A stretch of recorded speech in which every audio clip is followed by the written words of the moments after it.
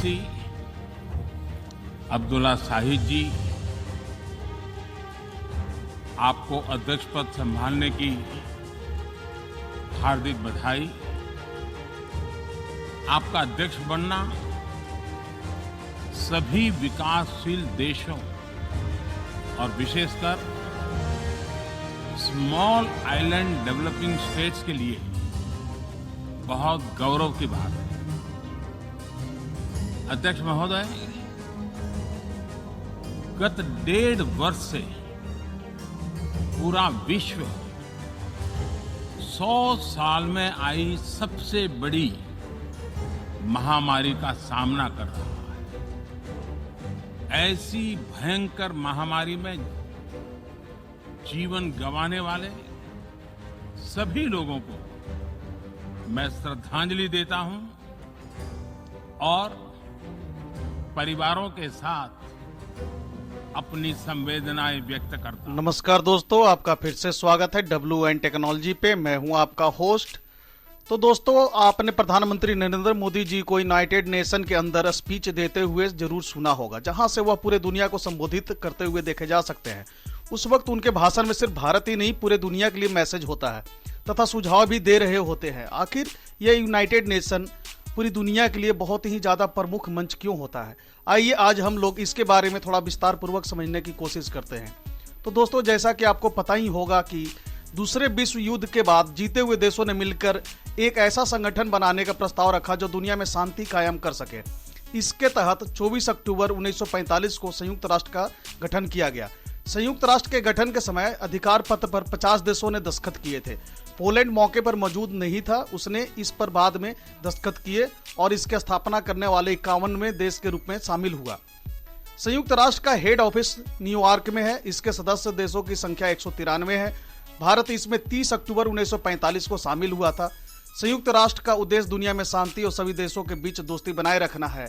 यह गरीबों और भूखों की मदद करता है, देशों के तथा लक्ष्यों को पूरा करने में मदद करता है। संयुक्त राष्ट्र के 6 प्रमुख अंग हैं। इसमें general assembly, security council, economy and social council, trusteeship council, secretariat और इंटरनेशनल कोर्ट ऑफ जस्टिस शामिल है। सिक्योरिटी काउंसिल के 5 अस्थायी सदस्य चीन, फ्रांस, रूस, ब्रिटेन और अमेरिका है। गौरतलब है कि इस अस्थायी सदस्य देशों के अलावा 10 अन्य देशों को 2 साल के लिए अस्थायी सदस्य के रूप में सुरक्षा परिषद में शामिल किया जाता है, जिसमें कि India, Ireland, Kenya, Mexico, Norway, Estonia, Niger Saint विस्टन एंड ग्रेनेडियर्स, ट्यूनीशिया और वियतनाम। फिलहाल इसके 10 अस्थायी सदस्य हैं। अस्थायी सदस्य हर 2 साल में बदलते रहते हैं। भारत अगस्त 2021 में सुरक्षा परिषद का अध्यक्ष फिर से बना था। इसके सभी सदस्यों को अल्फाबेट के हिसाब से एक महीने के लिए अध्यक्ष बनाया जाता है। भारत फिर से यही साल अगस्त में सुरक्षा परिषद का अध्यक्ष बना था। इसके सभी सदस्यों को अल्फाबेट के हिसाब से एक महीने के लिए अध्यक्ष बनाया जाता है। इस तरह से भारत अभी तक 8 बार संयुक्त राष्ट्र सुरक्षा परिषद का अस्थायी सदस्य बन चुका है। दोस्तों, आइए अब जानते हैं कि संयुक्त राष्ट्र सुरक्षा परिषद क्या है। सुरक्षा परिषद के 5 अस्थायी सदस्य हैं: अमेरिका, ब्रिटेन, फ्रांस, रूस और चीन। सुरक्षा परिषद के अस्थायी सदस्यों के पास वीटो का अधिकार होता है। इन देशों की सदस्यता दूसरे विश्व युद्ध के बाद शक्ति संतुलन को प्रदर्शित करती है। गौरतलब है कि इन अस्थायी सदस्य देशों के अलावा 10 अन्य देशों को 2 साल के लिए अस्थायी सदस्य के रूप में सुरक्षा परिषद में शामिल किया जाता है। अस्थायी और अस्थायी सदस्य बारी बारी से एक महीने के लिए परिषद के अध्यक्ष बनाए जाते हैं। अस्थायी सदस्य देशों को चुनने का उद्देश्य सुरक्षा परिषद में क्षेत्रीय संतुलन कायम करना है। अस्थायी सदस्यता के लिए सदस्य देशों द्वारा चुनाव किया जाता है। इसमें 5 सदस्य एशियाई या अफ्रीकी देशों से, 2 दक्षिण अमेरिकी देशों से, 1 पूर्वी यूरोप से और 2 पश्चिमी यूरोप या अन्य क्षेत्रों से चुने जाते हैं। आइए अब जानते हैं कि सुरक्षा परिषद संयुक्त राष्ट्र की भूमिका तथा शक्तियां क्या क्या होती है। सुरक्षा परिषद संयुक्त राष्ट्र का सबसे शक्तिशाली निकाय है। उसकी प्राथमिक जिम्मेदारी अंतर्राष्ट्रीय शांति और सुरक्षा कायम रखना है। इसकी शक्तियों में शांति अभियानों का योगदान, अंतर्राष्ट्रीय प्रतिबंधों को लागू करना तथा सुरक्षा परिषद के प्रस्तावों के माध्यम से सैन्य कार्रवाई करना है। यह सदस्य देशों पर बाध्यकारी प्रस्ताव जारी करने का अधिकार वाला संयुक्त राष्ट्र एकमात्र निकाय है। संयुक्त राष्ट्र चार्टर के तहत सभी सदस्य देश सुरक्षा परिषद के निर्णयों का पालन करने के लिए बाध्य हैं। मौजूदा समय में संयुक्त राष्ट्र सुरक्षा परिषद के 5 अस्थायी सदस्यों के पास वीटो पावर है। वीटो पावर का अर्थ होता है मैं अनुमति नहीं देता हूं। अस्थायी सदस्यों के फैसलों से अगर कोई सदस्य सहमत नहीं है तो वह वीटो पावर का इस्तेमाल करके उस फैसले को रोक सकता है। मसूद अजहर के मामले में यही हुआ था। सुरक्षा परिषद के 4 अस्थायी सदस्य उसे वैश्विक आतंकवादी घोषित करने के समर्थन में थे, लेकिन चीन फैसले के विरोध में था और उसने वीटो लगा दिया। हालांकि हाल ही में चीन द्वारा मसूद अजहर को वैश्विक आतंकवादी घोषित करने का समर्थन किए जाने के बाद उसे वैश्विक आतंकवादी घोषित कर दिया गया है। दोस्तों, आइए अब जानते हैं कि भारत को संयुक्त राष्ट्र सुरक्षा परिषद में अस्थायी सदस्यता क्यों देनी चाहिए। भारत संयुक्त राष्ट्र के संस्थापक सदस्यों में शामिल था। भारत संयुक्त राष्ट्र पीस कीपिंग अभियानों में सर्वाधिक योगदान देने वाला देश है। वर्तमान में विश्व भर में 8,500 से अधिक शांति सैनिक तैनात है, जो संयुक्त राष्ट्र की 5 बड़ी शक्तियों के सैनिकों की संख्या के दुगने से अधिक है। भारत लंबे समय से यूएनएसी के विस्तार और इसमें अस्थायी सदस्य के रूप में शामिल किए जाने की मांग कर रहा है। भारत 1.3 बिलियन की आबादी और $3 ट्रिलियन से भी अधिक की अर्थव्यवस्था वाला एक परमाणु शक्ति संपन्न देश है। जनसंख्या, क्षेत्रीय आकार, जीडीपी, आर्थिक क्षमता, संपन्न विरासत और सांस्कृतिक विविधता तथा सभी पैमानों पर भारत खरा उतरता है। यह दुनिया का सबसे बड़ा लोकतंत्र और एशिया की तीसरी सबसे बड़ी अर्थव्यवस्था है। भारत को चीन के अलावा 4 अस्थायी सदस्यों और अफ्रीकन यूनियन, लैटिन अमेरिका, मध्य पूर्वी देशों और दुनिया के विभिन्न हिस्सों के अन्य क्रम विकसित देशों सहित सबका समर्थन प्राप्त है। भारत 8 बार यूएनएससी के G77 और G4 का सदस्य रहा है, इसलिए अस्थायी सदस्यता की उसकी मांग तार्किक है। अभी के वक्त में G20 सदस्य देशों के ग्रुप का अध्यक्षता भी कर रहा है। भारत ने पहले भी कभी किसी देश पर हमला नहीं किया था। इस वजह से भारत का जो है दावा मजबूत होता है अस्थायी सदस्यता को लेकर के। भारत कर रहा है यूएनएससी में सुधार की मांग। सिक्योरिटी काउंसिल बदलावों को लेकर यूएन में भारतीय राजनयिक जो है वो बार बार ये मुद्दा उठाते रहते हैं कि इसमें बदलाव बहुत जरूरी है, जिसमें यूएनएससी में समान प्रतिनिधित्व की बात कही थी। बदलावों में जितनी देरी होगी उससे संस्था और दुनिया को उतना ही नुकसान भी होगा। हालांकि ऐसा पहली बार नहीं है जब भारत की तरफ से इस तरह के सुधारों की मांग उठाई गई हो। समय समय पर यूएनएससी में इन बदलावों का भारत समर्थन करता रहा है। संयुक्त राष्ट्र सुरक्षा परिषद में सुधार की आवश्यकता क्यों है, आइए जानते हैं इस पे थोड़ा सा डिटेल से। संयुक्त राष्ट्र सुरक्षा परिषद वर्तमान समय में भी द्वितीय विश्व युद्ध के समय की भू राजनीतिक संरचना को दर्शाती है। परिषद के 5 अस्थायी सदस्यों में अमेरिका, ब्रिटेन, फ्रांस, रूस और चीन को 7 दशक पहले वाले केवल एक युद्ध जीतने के आधार पर किसी भी परिषद के प्रस्ताव या निर्णय पर वीटो का विशेषाधिकार प्राप्त है। विदित हो कि सुरक्षा परिषद का विस्तार वर्ष 1963 में 4 गैर अस्थायी सदस्यों को इसमें शामिल करने हेतु किया गया था। तब 113 देश संयुक्त राष्ट्र के सदस्य थे, लेकिन आज इनकी संख्या 193 बढ़ गई है। फिर भी आज तक इसका विस्तार नहीं किया गया है।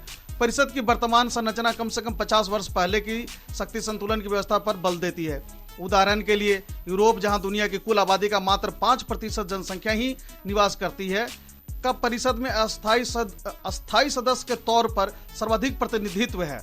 गौरतलब है कि अफ्रीका का कोई भी देश सुरक्षा परिषद का अस्थायी सदस्य नहीं है, जबकि संयुक्त राष्ट्र का 50% से अधिक कार्य अकेले अफ्रीकी देशों से संबंधित है।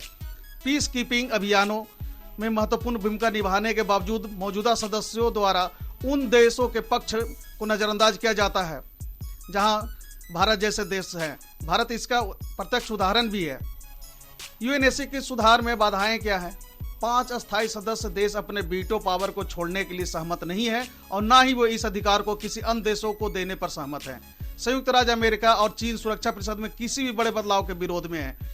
G4 यानी कि भारत, ब्राजील, जर्मनी, जापान सदस्यों के बीच सुधार के एजेंडे के संदर्भ में मत भिन्न है। उनके क्षेत्रीय प्रतिद्वंदी भी G4 के अस्थायी सदस्य बनने के विरोध में है। यूएनएससी की संरचना में किसी भी बदलाव के लिए संयुक्त राष्ट्र के चार्टर में संशोधन की आवश्यकता होगी, जिसे संयुक्त राष्ट्र महासभा यानी UNGA की सदस्यता के 2/3 बहुमत से हस्ताक्षरित और समर्थन प्रदान करना होगा और इसके लिए वर्तमान 5 अस्थायी सदस्यों की सहमति की आवश्यकता होगी। एक अस्थायी सदस्य का वीटो भी भारत की अस्थायी सदस्यता के सपने को धूमिल कर सकता है। संयुक्त राष्ट्र के भीतर दबाव महसूस संयुक्त राष्ट्र के भीतर दबाव समूह है, जैसे सर्वसम्मति के लिए एकजुट होना, जो वीटो पावर के साथ अस्थायी सदस्यता में किसी भी विस्तार के खिलाफ है। अब सवाल यह उठता है कि भारत यूएनएससी का अस्थायी सदस्य क्यों नहीं है। भारत काफी समय से सुरक्षा परिषद का अस्थायी सदस्य बनने का प्रयास कर रहा है, लेकिन भारत की राह में सबसे बड़ा रोड़ा चीन है। चीन के अलावा फ्रांस, अमेरिका, रूस और ब्रिटेन भारत को सुरक्षा परिषद का अस्थायी सदस्य बनाने पर अपनी सहमति जता चुके हैं, लेकिन चीन अलग अलग बहानों से भारत की अस्थायी सदस्यता का विरोध करता रहा है। इसके अलावा कई बार यूएनएससी के स्ट्रक्चर में बदलाव की मांगे भी उठती रही है। तर्क दिया जाता है कि यूएनएससी में विकासशील देशों का प्रतिनिधित्व कम है, लेकिन अस्थायी सदस्य नहीं चाहते कि इसमें किसी तरह का बदलाव हो और किसी दूसरी देश को वीटो पावर मिले। भारत के अलावा जापान, जर्मनी और ब्राजील भी सुरक्षा परिषद का अस्थायी सदस्य बनने का प्रयास कर रहे हैं। दोस्तों, अब सवाल उठता है कि यूएनएससी में अस्थायी सीट से भारत को क्या लाभ होंगे, तो आइए इसके बारे में जानते हैं। यूएनएससी यूएन की प्रमुख निर्णय लेने वाली संस्था है। प्रतिबंध लगाने या अंतर्राष्ट्रीय न्यायालय के फैसले को लागू करने के लिए यूएनएससी के समर्थन की आवश्यकता होती है। अस्थायी सीट भारत को वैश्विक भू राजनीति में अधिक मजबूती से अपनी बात कहने में सक्षम बनाएगी। यूएनएससी की अस्थायी सदस्यता भारत को वीटो पावर प्रदान करेगी। यूएनएससी की अस्थायी सीट भारत को जिम्मेदार परमाणु शक्ति के रूप में औपचारिक समर्थन देगी। सभी 5 अस्थायी सदस्य परमाणु शक्ति संपन्न हैं। यूएनएससी की अस्थायी सीट वैश्विक परिदृश्य में भारत का कद बढ़ाएगी, इससे भारत की प्रतिष्ठा बढ़ेगी।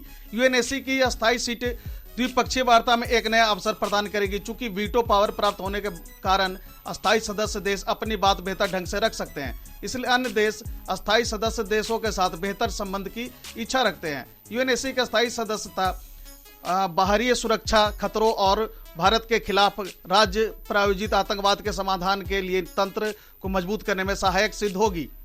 हिंद महासागर और दक्षिण चीन सागर जैसे उपमहाद्वीपीय क्षेत्रों में चीन के प्रभुत्व को कम करने में भारत की मदद करेगा। दोस्तों, आगे की राह आसान तो नहीं है, लेकिन हाल ही के दिनों में यूएनएससी की विश्वसनीयता को गहरा आघात लगा, क्योंकि यह दुनिया के विभिन्न हिस्सों जैसे सीरिया, यूक्रेन आदि में संघर्षों से निपटने में अप्रभावी तथा अक्षम रहा है।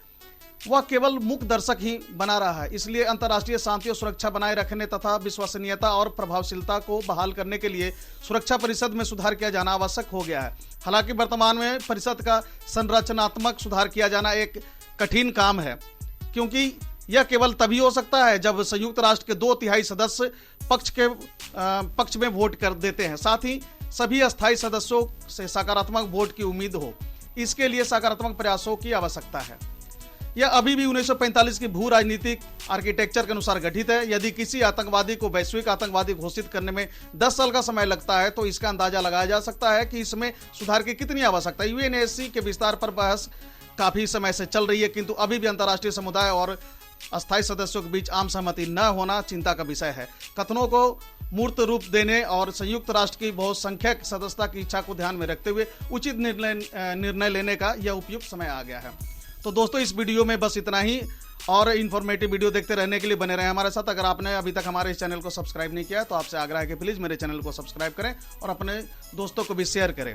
Thank you. God bless you.